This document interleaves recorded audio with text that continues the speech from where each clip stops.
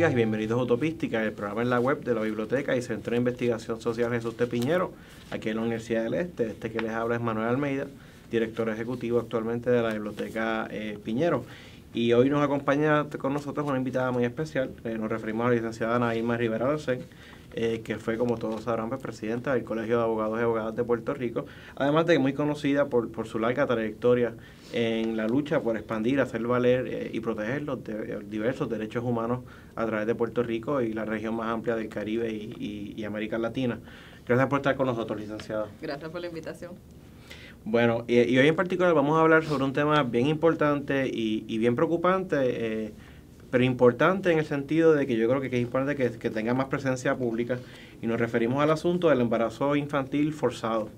Y para ello, en esta ocasión, la licenciada pues la tenemos en su carácter como miembro del Comité Consultivo de la organización CLADEM, que es el Comité de América Latina y el Caribe para la Defensa de Derechos de las Mujeres. Y esta organización, a finales del 2017, llevó a cabo un número de actividades y realizó unas publicaciones que tratan sobre el tema y que son pues, tremendas publicaciones. Licenciada, para efectos, digamos, del resto de las preguntas que le queremos hacer, un poco comenzar con la parte definicional y conceptual. ¿Cómo definimos, entendemos el embarazo infantil forzado? Pues mira, el embarazo infantil forzado se refiere cuando una mujer, una niña en este caso, que es menor de edad, obviamente por su propia definición, y está embarazada. Y es forzado porque se parte de la premisa que al ser una niña, una menor de edad, pues no está consintiendo. Y por eso es que se llama embarazo infantil forzado. Tenemos algunas edades, por ejemplo, hay menores embarazadas, que pueden ser de 15 años o más, pero muchas veces cuando nos referimos a la estadística que se le hace mayor énfasis es cuando esa menor tiene menos de 15 años. 15 años o menos, porque estamos hablando incluso de infantes, preadolescentes, adolescentes, hasta los 15 años. Allí hay un énfasis muy particular donde el asunto del consentimiento sale a la luz mucho más rápido y se pone entredicha, y es donde hay que empezar a mirar qué fue lo que pasó para que esa niñita o esa jovencita esté embarazada. Y obviamente que se parte de la premisa de que en muchos casos se trata de situaciones de violación, de incesto, de agresiones sexuales a niñas menores de edad. Okay. Y más o menos, como tenemos el dato de más o menos como cuántos embarazos infantiles forzados tenemos al año en América Latina y el Caribe. Las estadísticas que se están trabajando son a base de las estadísticas mundiales, y se calculan más de 1 millón al año de situaciones como esta. En América Latina, en las diferentes publicaciones que CLADEM ha sacado, pues vamos a encontrar algunas estadísticas, varían de año en año, y es parte de lo que estamos haciendo para poder tener esa respuesta que tú quieres, mucha mejor de cuál es la incidencia de problemas en nuestra región de América Latina y el Caribe, incluyendo a Puerto Rico, ¿verdad? Estamos tratando de poner a Puerto Rico en ese mapa para que se cree conciencia en Puerto Rico de este problema del embarazo infantil forzado. Porque, de hecho, o sea, porque obviamente, digo, por lo menos mi percepción es que la conversación o la discusión pública pues se tiende a enfocar más en el asunto de los embarazos infantiles como problema social. Pero nada, este tema pues obviamente lleva a pensar a lo que sucede post, o sea, no solamente eso como problema, sino a la situación posterior. En ese sentido, uno de los documentos pues arrojaba luz o planteaba el asunto de que muchas veces las víctimas luego son formal o informalmente pues obligadas a proseguir a continuar con estos embarazos, pues haciéndolos forzados, ¿no? ¿Cuáles son algunos de los elementos que inciden en obligar o presionar a estas niñas a continuar con el embarazo? Lo primero es la negación del problema. Porque el tú ver una niña, reconocer que tenemos una niña embarazada, tenemos que buscar una causa. Y la causa no puede ser echarle la culpa a la niña. Por lo tanto, eso revierte hacia el Estado, la familia, la sociedad, que tenemos un problema. Entonces, ahí está la situación. Tenemos jovencitas también, niñas 15 años o más, que posiblemente están experimentando sexualmente. Algunas algunas de ellas no, algunas son víctimas de agresiones sexuales, algunas son embarazos por falta de información, ¿verdad? De métodos para no estar embarazada, falta de información de educación sexual, esas son parte de los problemas. Pero en menores de 15 años también es importante muchas campañas preventivas, pero sobre todo crear conciencia social de qué significa el asunto de las agresiones sexuales. No es solamente prever, decirle a las niñas, cuidarse las niñas, darle información, sino también todo lo que tiene que ver con una campaña educativa de que no se agrede sexualmente. O sea, también a los varones hay que hacerle las campañas de que la agresión sexual no puede ser parte de la masculinidad. Entonces, por ahí hay muchos elementos. Y claro, pues cuando tú estás hablando de esos temas, tienes que hablar abiertamente de educación sexual, tienes que hablar abiertamente de todos los temas de la sexualidad. Y uno de los problemas que tenemos en la región, incluida Puerto Rico, es este miedo a hablar del tema de la sexualidad. Sí. ¿Sabes los problemas que hay cada vez que se habla de poner programas en las escuelas sobre estos temas? Seguida se levantan montones de voces diciendo que no se hable del tema. Entonces tenemos una situación, niñas embarazadas, tenemos que aceptar que cuando sale a la luz pública salen pocas, porque posiblemente hay muchas más que no salen a la luz pública.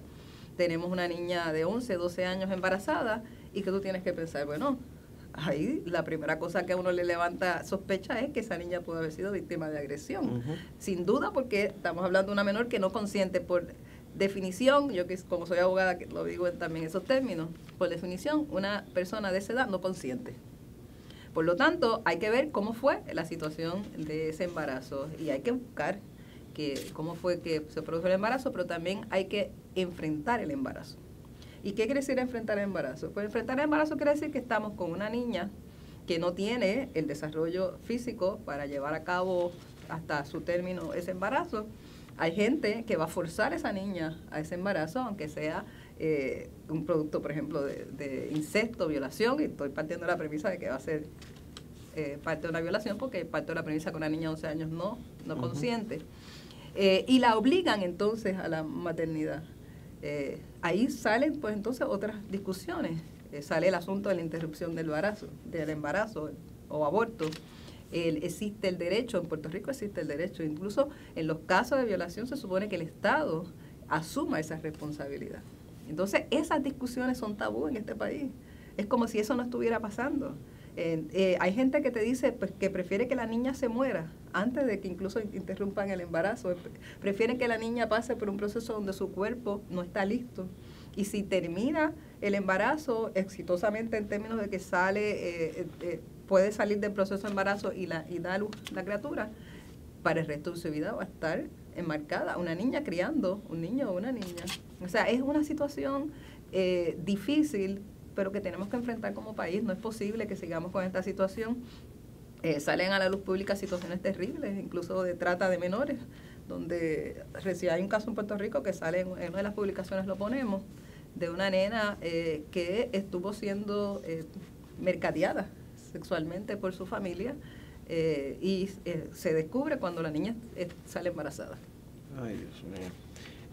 Y me imagino yo que hay mucho también, digamos, de presión de índole moral y religiosa, ¿verdad? Muchos de estos agentes. Claro, eso es lo que te digo, cuando esas presiones hacen, primero, que no se pueda hablar abiertamente sobre los temas de sexualidad. Cuando tú no puedes hablar de los temas de sexualidad, pues no puedes hablar de todos los problemas que tienen que ver con agresión sexual, con incesto, con todos esos temas. Tienes que hablar de esos temas. Sí, claro. Ese moralismo fundamentalista no permite movernos. Y a quien único afecta es a esas niñas embarazadas, violadas, agredidas sexualmente, que enfrentan una vida de un embarazo forzado. Y por eso es que en CLADEM y otras organizaciones le llamamos a esto tortura. Porque ya inclusive a nivel internacional, no sé si tú recuerdas que uno de los nuevos crímenes de lesa humanidad que se reconocieron en alguna de las guerras que se dieron en el siglo pasado, ¿verdad? Porque fue en el siglo XX que dejamos atrás, pero que se siguen dando en este siglo XXI, es que cuando hay guerras entre países, una de las técnicas que se utiliza es violar a todas las mujeres, niñas, jóvenes, adultas, y embarazarlas, para que queden embarazadas. ¿Para qué? Pues para que esas niñas, esas jóvenes, esas mujeres den a luz hijos de los agresores. Fíjate qué cosa tan espantosa, sí, ¿verdad? Sí.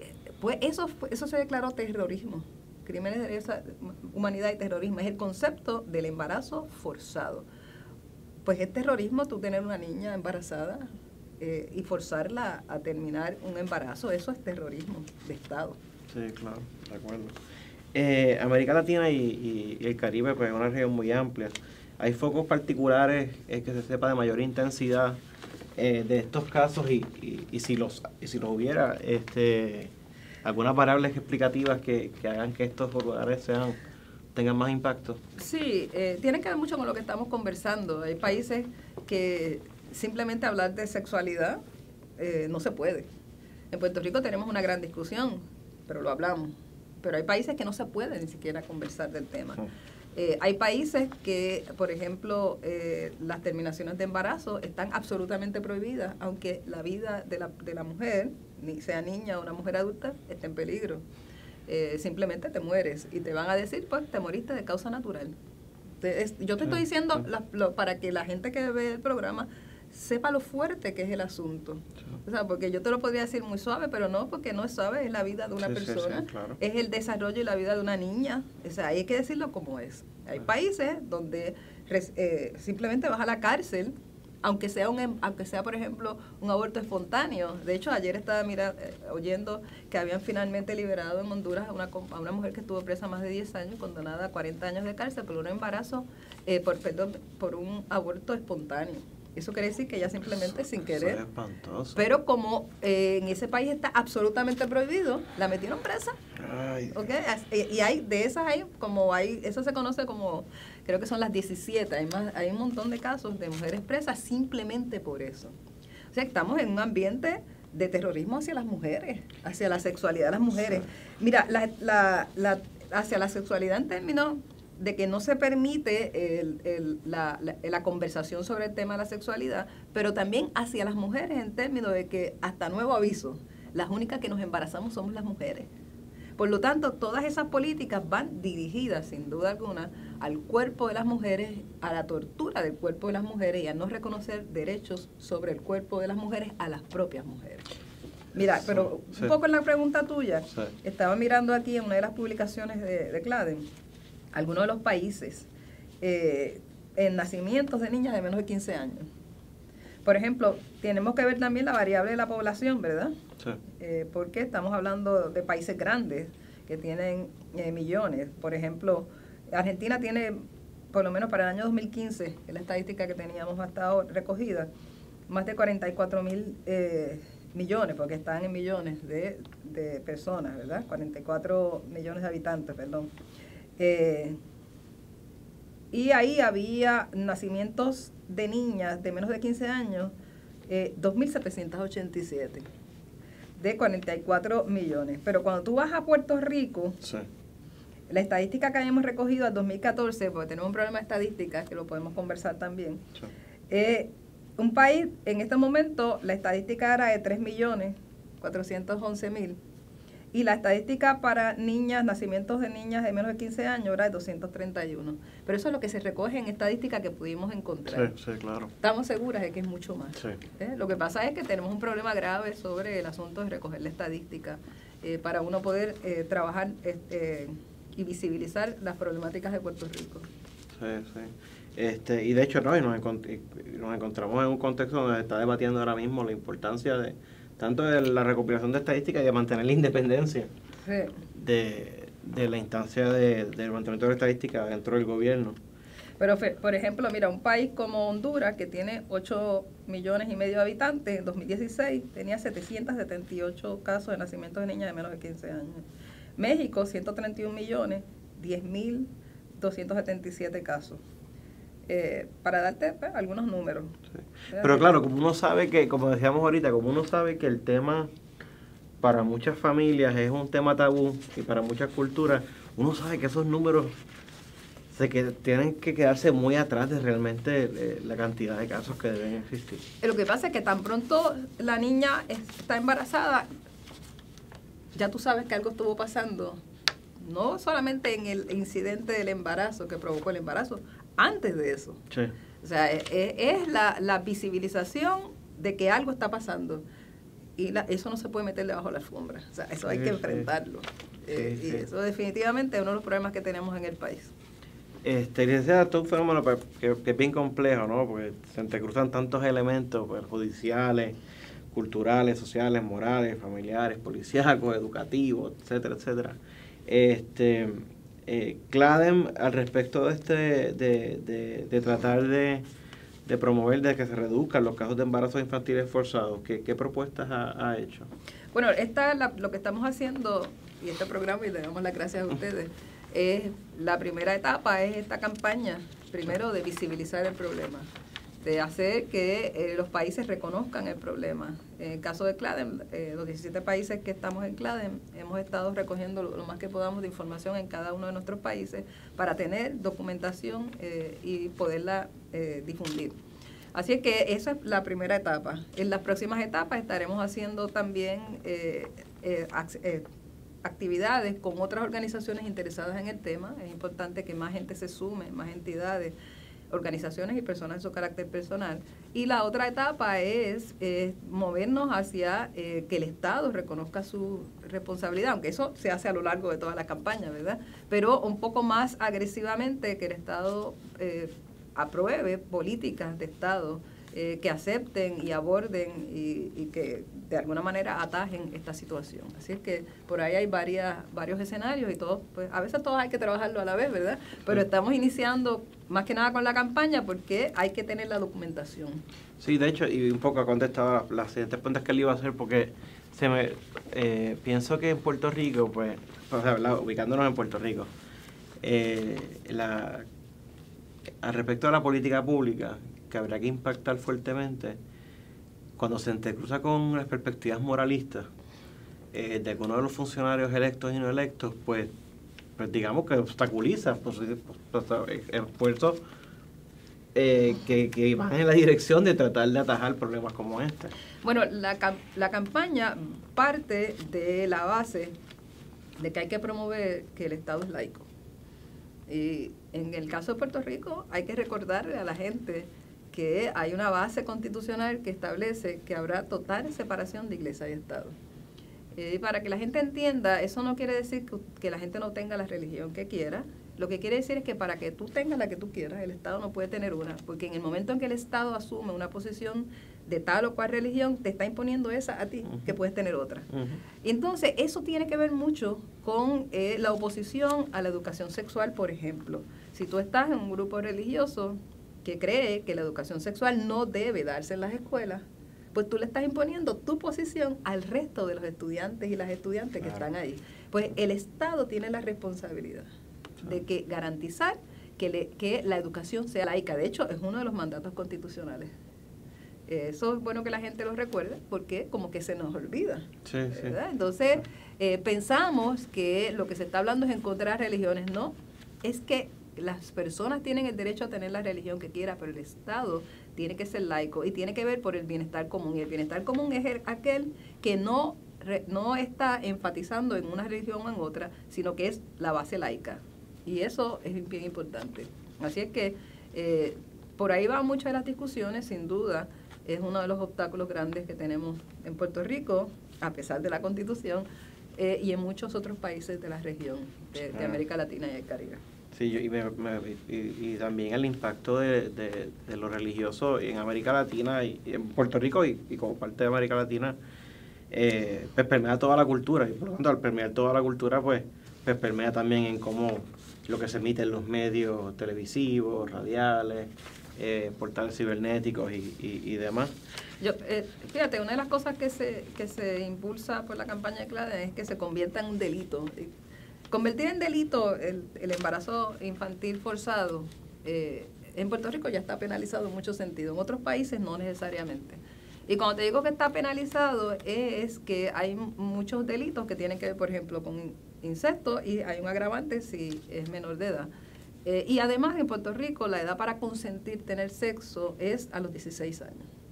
Hay algunas contradicciones con el Código Civil en términos del matrimonio, que es otro de los problemas también que se denuncian en la región y en el mundo entero, que tiene que ver con evitar y no aceptar los matrimonios prematuros. Es decir, no aceptar que una niñita se pueda ser usada en un matrimonio, por decirlo así, porque esa niñita no está aceptando casarse, ¿verdad? Pero tenemos países donde niñitas pequeñas, 5, 6, 7, 8, 9 años, 10 años, son casadas con personas adultas. Entonces, eso es una barbaridad. Tú y yo pensamos que es una barbaridad, pero si no se prohíbe legalmente, pues en ese país es legal. Entonces, tenemos una fuente de embarazos infantiles forzados cuando se da esa situación. Así que por ahí hay varios caminos, porque hacer una ley no te cambia inmediatamente todo el proceso, pero te ayuda a mandar una política pública desde el Estado y te ayuda a montar campañas desde el Estado para atajar y aceptar que tenemos un problema que hay que trabajarlo. No, y apoderar al ciudadano porque tiene donde ampararse para reclamarle al Estado. Exactamente. Claro. Le da ese derecho a las personas de poder ir y reclamar en el Estado lo que está sucediendo. Sí. Háblanos ahora un poco de CLADEM en general, el Comité de América Latina y el Caribe para la Defensa de Derechos de las Mujeres. ¿Desde cuándo existe esta organización y cuáles son algunas de las actividades y acciones más importantes que lleva a cabo? Pues mira, CLADEM tiene 30 años ya. De esos 30 años, Puerto Rico estamos en CLADEM desde el año 94. Así que llevamos también nuestro gran tiempo en CLADEM. CLADEM es una organización que utiliza el derecho como un instrumento de cambio social. ¿Qué quiere decir? Que promueve mucho cambio de políticas públicas, de legislación, trabaja mucho con darle conocimiento a la gente de cuáles son las legislaciones que en cada país existen y que pueden ser utilizadas por las personas para defender sus derechos, como bien estabas diciendo hace un rato, pero también para promover cambios en esas mismas legislaciones de los diferentes países. Y trabaja también mucho a nivel internacional con lo que son los instrumentos internacionales que tenemos tanto en la Organización de Estados Americanos, OEA, como en la Organización de Naciones Unidas, la ONU. En ambas instancias, la OEA es de nuestra región de las Américas, ¿verdad? Todos los países que están en los continentes de América, americanos. Y las Naciones Unidas a nivel internacional están todos los países del mundo que han suscrito las cartas y instrumentos de Naciones Unidas. CLADEM trabaja en ambos esferas. Eso quiere decir que empodera en conocimiento a las personas en cada país sobre cuáles son las políticas públicas de cada país, pero también los instrumentos internacionales y regionales.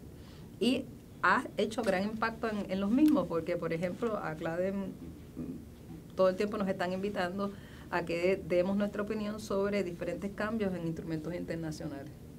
Así es que estamos todo el tiempo ahí trabajando y eso hace que los países puedan entonces asumir esos cambios también como parte de las defensas. En el caso nuestro, Puerto Rico no es signatario, no ha firmado los instrumentos internacionales ni regionales, pero eso no quiere decir que no tengamos esos derechos, porque simplemente por ser personas tenemos los mismos derechos como cualquier otro ser humano. Lo que hacemos en el caso de Puerto Rico es que a través de Estados Unidos, que es el país administrador frente a la OEA y frente a Naciones Unidas, reclamamos nuestros derechos. Así es que no hay ninguna excusa para no reclamar nuestros derechos humanos. Y CLADEM trabaja desde ese punto de vista. No hay que ser abogada para estar en CLADEM. Lo único que tienes es que tener un interés en trabajar el tema de los derechos humanos con perspectiva de género, que es la base, obviamente, de CLADEM, porque trabaja los derechos de las mujeres. Pero desde la perspectiva de género se trabaja todo en el sentido de que una vez tú tienes una perspectiva de género, no solamente favorece la puesta en marcha de más equidad hacia las mujeres, sino a la sociedad en general. Claro. Porque eso es lo que quiere decir la perspectiva de género, atraviesa todo. Así es que hemos estado 30 años trabajando en esa dirección. Qué bueno, y la felicito por un trabajo fundamental, indispensable. ¿Dónde pueden, los interesados en revisar estas publicaciones, dónde pueden acceder a ellas? Las personas interesadas en las publicaciones de CLADEM pueden entrar a la página de CLADEM, que es www.cladem.org. Y allí pueden buscar publicaciones y van a encontrar, en el caso del tema que estamos hablando, el balance regional, niñas madres, embarazo y maternidad infantil forzada en América Latina y el Caribe. También pueden encontrar el embarazo infantil forzado, tejiendo estrategias feministas para prevenir, sancionar y erradicar. Y Jugar o Parir, embarazo infantil forzado en América Latina, que por el nombre nada más, Jugar o Parir, se da cuenta de cuál es la situación, ¿verdad? Las niñas deben estar jugando o deben estar pariendo. Las personas que están interesadas pues pueden encontrar esta y otras valiosas publicaciones que tiene CLADEM en la página. Bueno, amigos, nosotros vamos bajando un poco la cuesta. La Biblioteca y Centro de Investigación Social Jesús T. Piñero pues se suma al esfuerzo de publicitar y darle más visibilidad a este problema del embarazo infantil forzado, entre otras cosas, ¿no? Bueno, nosotros también tratamos de promover, digamos, las mejores causas ético-políticas en virtud de un mejor país y mundo, donde haya mayor equidad y mayor igualdad. Queremos darles las gracias a nuestra invitada, la licenciada Ana Irma Rivera Lacén, por compartir con nosotros. Agradecemos las labores detrás de la cámara de Roberto Cabán, estudiante del programa de Comunicación Social en Red, y al coordinador de los estudios, Radamés Barreto, en los trabajos de edición. Así que nuevamente agradecemos que esté con nosotros. Gracias a ustedes. Y nos vemos la próxima semana. Que estén bien.